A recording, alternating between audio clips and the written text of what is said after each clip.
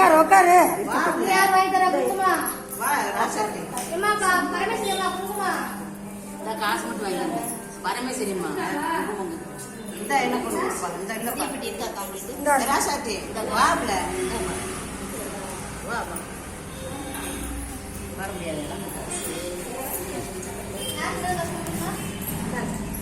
யார் வெட்டி போகணும் அதான் இருக்கேன் அம்மா